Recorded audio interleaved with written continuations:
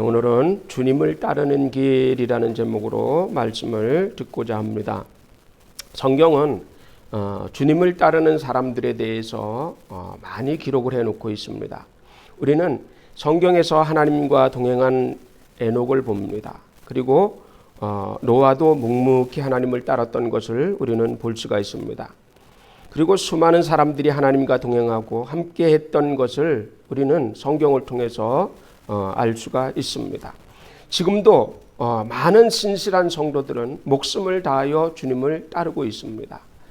그래서 요 일전에 보면 아주 훌륭한 목사님들이 이렇게 이제 돌아가시는 것을 보면서 이제 세대가 1세대가 끝나고 2세대로 완전히 들어서는 것을 볼 수가 있겠구나 하는 것을 생각을 하면서 또는 이 후세대들이 1세대들의 그 신앙을 본받아서 잘 나라의 신앙을 끌고 갈 수 있을 것인가라는 것에 대해서 많이 우려가 되고 걱정이 많이 되는 것을 볼 수가 있습니다. 우리나라에 큰 역사를 행했던 많은 그 목사님들이 전부 돌아가시는 것을 보면서 마음이 많이 아팠어요. 한 달 전에도 아주 훌륭한 우리나라의 한 획을 그은 목사님이 돌아가시는 모습을 보면서 참 한편으로는 존경스럽고 제가 제일 좋아하시는 목사님인데 한편으로는 존경스럽고 한편으로는 또 걱정이 되면서 앞으로 이 나라를 어떻게 해야 될 것인가라는 그런 생각을 많이 했습니다. 그리고 또 나도 또한 거기에 부응하지 못하고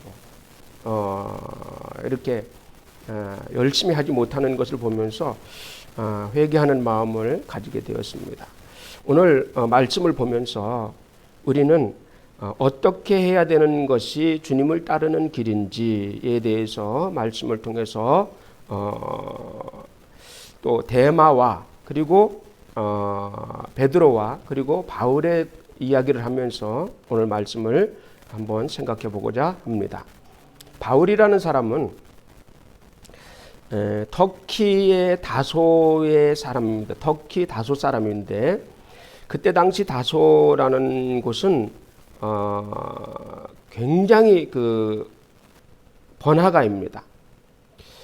그 로마에서도 로마가 이쪽 그 밑으로 내려오면서 거기에 신성 로마 제국을 세우고 거기에 이제 가장 요즘 말하면 우리 서울처럼 전 세계 사람들이 모이는 곳이 바로 이 다소라는 지방인데 이곳에서 이 바울이 태어났습니다. 그래서 아버지는 비교적 상당히 부유한 사람입니다. 부유하다 보니까 이제 부유하면서도 이 사람은 유대인이에요. 그러니까 자기 아들을 어려서부터 똑똑한 것을 보면서 이 아들을 훌륭하게 키워봐야 되겠다 해서 이 아들을 거기서 어렸을 때 거기서 교육을 시켰고 그러니까 헬라 교육을 받은 거죠. 그리고 성장을 해가면서 예루살렘으로 유학을 보내게 되었습니다. 그래서 이제 사도 바울은 이제 그 예루살렘에서 성장을 하면서 공부를 하고 율법을 공부를 하고 이제 랍비 교육을 받게 되는 거죠. 그러면서 바리새인이 되고 그리고 산헤드린 공의회에서 이제 공부를 하면서 그 당시에 가장 수석으로 있던 그런 사람입니다.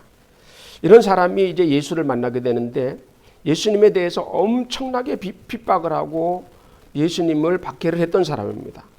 그러다가 예수 믿는 사람을 이제 배척하고 잡아 죽이기 위해서 이제 다메섹으로 가는데 다메섹으로 가다가 거기서 이제 예수님을 만나게 됩니다. 대낮에 햇빛이 쨍쨍 내리쬐는 그때에 햇빛보다 더 밝은 예수 그리스도를 거기서 만나게 됩니다.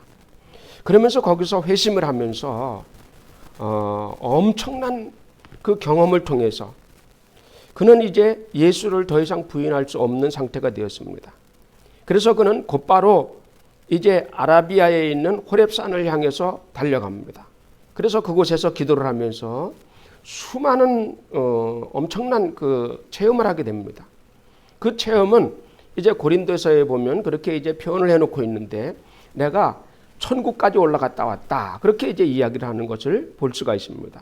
그리고 나서 그는 이제 자기의 고향인 다소로 가게 됩니다. 아마도 이제 그곳에서 이제 복음을 전파하고 그곳에 선교를 하기 위해서 갔던 것이 아닌가, 그렇게 이제 생각이 듭니다.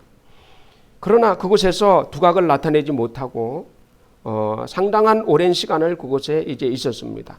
그때에 안디옥에 있는 바나바가 가서 이 바울을 찾아오게 됩니다. 그래서 바울을 데려다가 안디옥에서 이제 교육 목사로 갔다가 쓰게 됩니다. 그때서부터 이제 사도 바울의 이름이 거기서부터 날리기 시작을 하는 겁니다. 사도 바울은 그때서부터 성도들을 잘 가르치고, 왜 그러냐면 사도 바울은 율법에 능통한 사람입니다. 구약 성경에 능통한 사람입니다. 그리고 이 사람이 뛰어난 것은 뭐냐? 헬라 교육을 받았다는 거예요. 그리고 이방인의 교육을 받고, 그리고 율법을 공부를 하고, 그러니까 모든 것을 다 두루 섭렵한 사람이기 때문에 아주 대단한 식견이 있는 사람이에요. 그러니까 성도들에게 가르칠 때에 구약 성경에 대해서 완벽하게 꿰고 있고, 그리고 예수 그리스도에 대해서도 완벽하게 꿰고 있고, 거기다가 체험까지 했어요. 천국까지 올라갔다 내려오는 체험까지 하면서 이 사람은 엄청난 그 자기의 그런 재능을 발휘하게 됩니다. 그래서 이제 성도들에게 가르칠 때 말씀으로 조곤조곤 가르치면서도 그에게 능력이 있었고, 엄청난 그런 그 성경을 통한 그런 말씀이 그 속에 있었습니다. 그리고 서서히 능력이 나타나기 시작을 합니다. 그러면서 이제 사도 바울은 선교의 길을 오르기 시작을 합니다. 그래서 배를 타고 터키를 전체를 돌아다니면서 이제 선교를 하는 그런 모습을 볼 수가 있습니다. 그래서 끝은 이제 그가 이제 나중에는 로마에 가서 로마를 복음화시키는데 이제 그 일익을 담당하는 그런 사람이 되었습니다. 자, 그럴 때에 로마에서 복음을 전할 때에 이 사도 바울을 돕는 사람이 있었습니다. 사도 바울을 돕는 사람이 누구냐면 여럿이 있었지만 그 중에 사도 바울을 따라다녔던 사람 중에서 좌우에 같이 서 있던 사람이, 그때 당시에 이야기를 들어보면 사도 바울이 로마를 걸어갈 때에는 항상 한쪽에는 누가가 있었고 왼쪽에는 데마라는 제자가 항상 같이 따라다녔다 그래요. 그래서 이 두 사람이 항상 같이, 이 세 사람이 항상 같이 이렇게 사역을 했던 것을 우리는 볼 수가 있습니다. 그래서 오늘 이 데마에 대해서 이야기를 하려고 합니다. 이 데마라는 사람은 성경에서 많이 나오지는 않지만 오늘 본문에 데마가 나옵니다. 사도 바울은 이제 로마에서 복음을 전하면서 자기가 이제 유기의식을 느끼기 시작을 합니다. 그것은 뭐냐면 이제 내가 조금 있다가 순교를 당하게 될 것이다 라는 것을 예견하게 됩니다. 당시 기독교는 엄청난 핍박이 있었습니다. 기독교에 대한 핍박이 아주 극에 달해 있었어요. 극에 달했다는 것은 그만큼 복음이 많이 활성화되고 많이 전파되고 있었다는 거예요. 복음이 많이 전파되고 복음이 많이 활성화된다는 것은 곧바로 핍박이 점점 더 거세진다는 사실을 알 수가 있습니다. 그것을 통해서 이 사도 바울은 그것을 인지하고 내가 조금 있다가 순교를 하게 되겠구나라는 것을 예견을 하면서 내가 죽고 난 뒤에 내 뒤를 이어서 복음을 전할 사람이 있다면, 내 뒤를 따를 수 있는 사람이 있다면 얼마나 좋을까 생각 중에 누가와 데마를 생각을 하게 됩니다. 그런데 누가는 약간 부드러운 사람이에요. 왜냐하면 사람들을 고치고 환자들을 돌보는 사람이기 때문에 아무래도 사랑이 있고 좀 부드러운 사람입니다. 그런데 데마라는 사람은 복음의 열정이 대단했던 사람이에요. 누가와는 또 다릅니다. 그래서 사도 바울 마음속에는 내가 하던 일을 데마가 좀 맡아줬으면 좋겠다 하는 마음을 가지고 이 데마에 대해서 신경을 많이 쓰고 있었습니다. 그런데 로마의 이러한 핍박이 엄청나게 거세지자 이 데마는 아마도 그 핍박을 견디지 못하고 그것을 보고 두려워했던 것 같습니다. 그러면서 이 데마는 데살로니가로 떠나게 됩니다. 아마 사도 바울이 많이 만류를 했겠죠. 가지 말아라. 내가 하던 일을 네가 좀 맡아다오 하면서 많이 아마 바라고 있었던 것 같습니다. 데살로니가로 갔다고 해서 이 데살로니가가 나쁜 곳은 아니에요. 그러면 뭐냐? 이 사람은 데마는 지금 세상을 향해서 갔다는 것이 아닙니다. 세상을 향해서 세상을 자랑하여 나를 버리고 떠났다 이렇게 얘기를 하고 있지만 이 데마는 예수님을 떠난 것이 아니에요. 그러나 무엇을 얘기하고 있느냐? 이 로마의 아주 엄청난 핍박을 견디지 못한 거예요. 견디지 못하고 사도 바울은 이 데마를 보면서 데마가 이 엄청난 그 핍박을 견디지 못하고 데살로니가로 떠난 것을 세상을 사랑해서 떠났다 이렇게 표현을 하고 있습니다. 그렇다면 무엇이냐라는 겁니다. 그것은 바로 핍박을 견디지 못해서 떠났다. 죽음을 두려워해서 떠났다. 그 말. 사도 바울이 순교하게 되면 데마도 잘못하면 잡혀서 죽을 수도 있다. 그런 얘기예요. 그것을 보면서 사도 바울은 데마를 향해서 데마는 세상을 사랑해서 나를 버리고 떠났다. 그렇게 얘기를 하고 있습니다. 자, 그러면 우리는 이것을 보면서 무슨 생각을 해야 할까요? 세상은 복음을 전하는 길은 그렇게 녹록하지 않습니다. 쉬운 문제가 아닙니다. 때로는 목숨을 걸어야 됩니다. 우리는 상당히 오래전에 아프가니스탄의 21명의 단기 선교사들이 피랍된 것을 기억을 합니다. 이제 샘물교회에서 선교사들을 파송을 했는데 그것은 그때 당시에 엄청난 그 전쟁이 일어나고 있었어요. 그 속에 21명이 파송이 되었습니다. 그때에 배형규라는 목사님 그리고 심성민이라는 성도가 그곳에서 둘이 목숨을 잃게 됩니다. 두 사람이 순교를 하게 되는 거예요. 순교를 하게 될 때에 사람들은 수없이 많이 욕을 했습니다. 왜 거기 가서 죽느냐? 왜 거기 가서 대한민국 국민들을 이렇게 걱정하게 만드느냐? 막 그렇게 핍박을 합니다. 더군다나 교회까지도 일어나서 교회도 일어나서 막 그 살아서 돌아온 19명을 향해서 막 욕을 해야 됩니다. 왜 그러느냐? 왜? 그들은 성경을 모르는 사람들입니다. 성경은 예수님에 따르는 길은 그렇게 녹록하지 않습니다. 예수님을 따라가는 길은 죽음을 불사해야 되는 길입니다. 그럼에도 불구하고 지금 교회의 신앙들이 얼마나 변질되었다는 것을 그것을 통해서 우리는 볼 수가 있습니다. 우리는 물론 젊은 배영규 목사님은 42살이고 심성민이는 29살이에요. 물론 젊은 사람들이 가서 아프가니스탄에서 피를 뿌렸다는 것은 너무 아까운 거예요. 너무 아깝습니다. 그러나 하나님은 순교의 피를 원하고 계신다. 순교의 피가 뿌려진 곳에 그곳에 복음의 새싹이 나오기 시작한다는 거예요. 우리는 이런 것들을 생각할 때에 이 선교를 떠나는 것이 얼마나 자기의 목숨을 바치는 것인가를 우리는 알 수가 있습니다. 우리는 이런 것들을 보면서 주님을 따르는 길이 쉬운 길이 아니다라는 것을 우리는 생각을 해야 됩니다. 그러면 우리가 예배 드리는 것도 마찬가지예요. 예배 드리는 것도 이 예배 드리는 것도 그냥 보통 일이 아니다. 이것도 또한 순교의 길을 따르는 것이다. 뭐 예배드리는 것이 무슨 뭐 순교의 길을 따르는 것이냐 할 수 있지만, 그러나 그러한 마음으로 주님께 나오자는 겁니다. 자, 사도 바울이 이 데마에 대해서 이렇게 자꾸 뭐라 그럴까요? 이렇게 마음을 가지는 것은 뭐냐면, 자기의 뒤를 이을 것도 있지만 함께 팀을 이뤄서 사역을 한다는 것이 얼마나 효과적인가에 대해서도 본인이 생각을 하는 겁니다. 만약에 누가만 혼자 덜렁 남아 있어요. 그러면 누가는 누구를 의지하겠느냐는 거예요. 누가가 그걸 다 감당하겠느냐는 겁니다. 물론 다른 제자들도 있어요. 그러나 바울은 정말로 지도자로 일할 수 있는 사람을 생각을 하는 겁니다.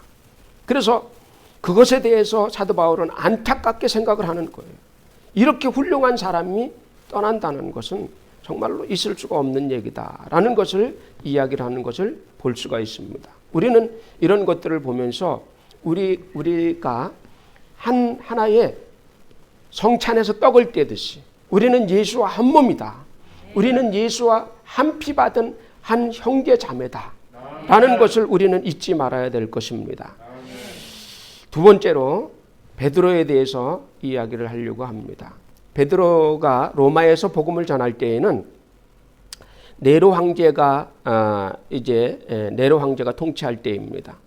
네로 황제가 통치할 때에 기독교에 대한 핍박이 엄청 심했었죠. 어마어마하게 심했었죠. 그래서 이 베드로는, 그러니까 이 주님의 제자들이 말년에는 대부분 다 로마로 갔다고 보면 됩니다. 로마에 가서 이제 다 복음을 전하고 있는데, 이 베드로도 이제 마지막을 이제 로마에서 장식하기 위해서 로마에서 이제 복음을 전합니다. 그러다가 체포되어서 감금이 되었어요. 그랬을 때에 이제 내일이면 원형 경기장에서 이제 사자밥이 되거나 아니면 화형에 처하게 됩니다. 그날 밤에 한밤중이 되었을 때에 옥문이 열리기 시작을 합니다. 옥문이 스르르 열리더니 누군가가 들어옵니다. 선생님, 들어오는 것을 보니까 크산티베와 장교 고넬료가 들어옵니다. 고넬료는 로마에서 귀국해서 예루살렘에서 이스라엘에서 귀국해서 이제 로마에 근무하고 있었습니다. 선생님, 준비되었습니다. 오늘 밤 탈출하시지요. 그러니까 베드로가 하는 말이, 그럴 수 없습니다. 나는 주님의 길을 따라서 여기서 이제 순교할 겁니다. 그랬더니 두 사람이 이제 베드로를 설득을 하기 시작을 합니다. 아닙니다. 지금 이 핍박 시대에 사도님께서 안 계시면 이 로마의 복음은 어떻게 전해질 것입니까? 누가 선교합니까? 하면서 형제들을 위해서라도 최고의 사도이신 베드로 선생님께서는 꼭 살아계셔야 됩니다. 지금 이제 이 감옥문을 통해서 빨리 나가십시오. 제가 뒷일은 제가 책임지겠습니다. 하면서 이제 간곡하게 이제 하면서 내보냅니다. 그랬더니 베드로가 형제들을 위해서 내가 살아 있어야 되겠구나, 이렇게 생각을 하고 이제 감옥문을 나가게 됩니다. 그래서 뒷문으로 빠져나와서 로마시를 벗어나게 됩니다. 한적한 이제 로마시를 벗어나서 동쪽으로 향해서 한적한 곳을 향해 이제 걸어가고 있을 때에 앞에서 어떤 젊은 사람이 슬픈 표정으로 로마를 향해 걸어 들어오는 것을 볼 수가 있습니다. 쭉 걸어오더니 자기를 스쳐서 지나가 버리는 겁니다. 그런데 보니까 어디서 많이 보던 얼굴이에요. 베드로의 머리에 딱 스치는데 주님이시구나 라는 것을 깨닫게 됩니다. 그리고 저마침 가시는 주님을 바라보면서, 주님 어디로 가십니까? 주님 어디로 가십니까? 하고 묻습니다. 그랬더니 주님이 뒤돌아보면서 베드로를 물끄러미 쳐다봅니다. 그러면서 하는 말씀이, 네가 버린 로마의 십자가를 내가 지려고 로마로 가고 있다 하면서 주님이 말씀을 하십니다. 그때에 베드로는 무릎을 꿇고 말았습니다. 네, 알겠습니다. 무슨 말씀 하시는지 제가 알겠습니다. 제가 다시 로마로 들어가겠습니다 하면서 고개를 들었을 때 주님은 사라지셨습니다. 그리고 베드로는 로마시로 들어갔습니다. 형제들에게 주님을 만난 이야기를 하고 그리고 거리에 나가서 기쁨으로 전도를 하기 시작을 합니다. 그리고 거기서 다시 체포됩니다. 그리고 그는 그 아그리빠 행정관을 통해서 행정관에게 붙잡혀서 이제 처형에 처해지게 됩니다. 처형에 처해지면서 십자가에 못 박으라는 그런 형을 내렸어요. 그래서 바티칸 언덕에다가 십자가를 세워놓고 베드로를 거기다가 이제 못 박으려고 합니다. 그럴 때에 베드로는 이야기를 합니다. 나에게 마지막 소원이 있어. 내 마지막 소원을 들어주시오. 그랬더니 그 행정관이 그러면 무슨 소원입니까? 라고 이제 아그리빠가 이야기를 합니다. 내 마지막 소원은 나는 주님과 같이 십자가에 똑바로 못 박혀 죽을 수가 없습니다. 그러니 나를 십자가에다가 거꾸로 매달아 주십시오. 이렇게 이제 이야기를 하게 됩니다. 그래서 베드로는 이제 십자가에 거꾸로 못 박혀서 죽어갑니다. 그때의 베드로는 마음이 행복했습니다. 주님 나는 행복합니다. 나에게 속죄의 기회를 주셔서 감사합니다. 주님처럼 십자가에서 죽을 수 있어서 감사합니다. 내가 주님의 제자가 돼서 십자가에서 이렇게 죽는다는 것이 행복합니다. 하고 베드로는 행복한 마음으로 거기서 숨을 거두게 됩니다. 십자가의 길은 고난의 길입니다. 그러나 그 고난의 길은 행복한 길입니다. 십자가에서 주님의 제자들이 그냥 죽은 사람들이 한 사람도 없어요. 12명의 제자들이 전부 다 기름에 튀겨 죽고 껍질이 벗겨 죽고 칼에 맞아 죽고 목 잘려 죽고 죽창에 찔려 죽고 다 그렇게 죽어갔습니다. 그러나 그들은 죽어가면서 행복했습니다. 괴로웠으나 행복한 사나이 베드로. 주님이 그렇게 죽으셨으니 주님의 제자는 그렇게 죽는 것이 당연하다고 그들은 생각을 했습니다. 우리도 주님의 제자입니다. 우리가 가는 길은 그냥 일반 길이 아니에요. 주님 가신 길을 걷는 길입니다. 그러므로 늘 행복할 거라고 생각하면 안 됩니다. 그 길을 가면서 고난을 당하고 어려운 일을 당하고 순교를 사모해야 돼. 순교를 사모해야 된다. 다 같이 순교를 사모해야 된다. 순교하는 일이 얼마나 행복할까. 그러나 막상 순교하는 그 자리에 갈 때 우리는 어떨까? 우리는 불평불만하지 않을까? 지금 고난을 불평불만하듯이 죽는 그 자리에 가서 불평불만하지 않을까? 생각을 해봐야 됩니다. 그런 것을 생각한다면 지금 내가 고난을 당한다는 것은 행복한 길이다. 내가 이 길을 걷고 있다는 것은 행복한 길이다. 행복한 것이다. 라고 생각을 해야 됩니다. 죽는 것이나 죽어서 순교하는 것이나 주님을 위해서 일하다가 고난을 당한 것이나 똑같은 순교예요. 요한복음 21장 18절에서 19절에는 한번 찾아보죠. 시작. 내가 진실로 진실로 내게 이르노니 네가 젊어서는 스스로 띠뛰고 원하는 곳으로 다녔거니와 늙어서는 네 팔을 벌리리니 남이 내게 띠띠우고 원하지 아니하는 곳으로 데려가리라. 이 말씀을 하시면 베드로가 어떠한 죽음으로 하나님께 영광을 돌릴 것을 가리키심이로라. 이 말씀을 하시고 베드로에게 이르시되 나를 따라오라 하시니. 아멘. 베드로에게 예수님께서는 이미 수십 년 전에 이미 베드로가 어떠한 죽음을 맞을 것이라는 것에 대해서 예수님은 이미 예언을 하셨습니다. 그럼에도 불구하고 베드로는 그 순간순간 자기 생각으로 깜빡깜빡 넘어갈 때가 있는 것을 볼 수가 있었어요. 그래서 로마 밖에서 주님을 만났을 때 그때 주님이 그 말씀을 하셨구나라는 것을 깨닫게 됩니다. 그러므로 우리는 신앙생활을 할 때에 내 마음대로 내가 원했던 대로 내가 계획했던 대로 길이 가지 않더라도 하나님이 인도하시는 길이다라고 생각을 하고 그 길을 말없이 물끄러미 주님을 향해서 뚜벅뚜벅 따라가면 주님이 그 길을 인도하시고 지도하시고 축복하실 것으로 믿습니다. 오늘 짧은 말씀을 들으면서 생각하기를 나는 데마일까 바울일까 베드로일까? 나는 어떤 삶을 살아가야 될 것인가? 나는 믿는 사람으로서 또 주님의 제자로서 어떤 길을 걸어가야 될 것인가? 그것에 대해서 한번 생각을 해보시고 우리는 죽음의 길이라 할지라도 주님과 함께라면 그 길을 묵묵히 걸어가기를 주님의 이름으로 축원합니다.